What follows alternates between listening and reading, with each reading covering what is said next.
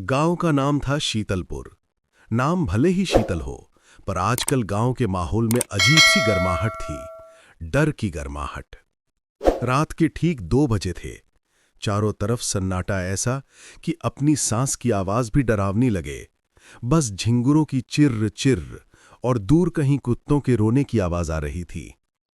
रामू काका का घर गांव के किनारे पर था। काका और उनकी पत्नी रूपा चाची गहरी नींद।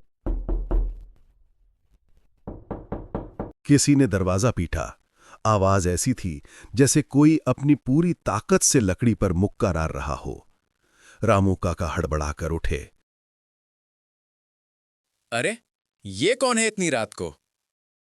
चुप बैठो काका, इतनी रात को अपने घर का कोई नहीं हो सकता।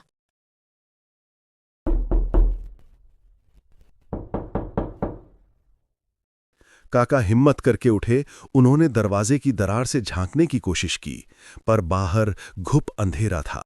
कौन है बे? इतनी रात को काहे परेशान कर रहा है? सुबह आना।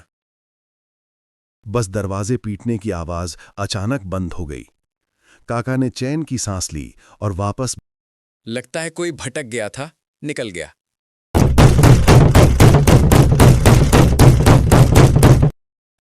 अरे राम, अब ये क्या है?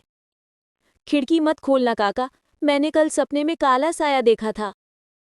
काका ने डरते डरते खिड़की के पास जाकर कान लगाया। बाहर से किसी के धीमी धीमी हंसने की आवाज आ रही थी। अरे रामू, दरवाजा खोल दे, मैं आ गया हूं। कौन हो तुम? नाम बताओ। अरे, अपनी गोपी को भूल गया का? मैं कल रात ही तो तेरा उधार चुकाने आया था। रामू काका के पैरों तले जमीन खिसक गई। गोपी तो 2 साल पहले ही नदी में डूबकर मर गया था। काका ने उसे पैसे दिए थे, पर उसकी लाश तक नहीं मिली थी। झूठ। तू गोपी नहीं हो सकता। गोपी मर चुका है।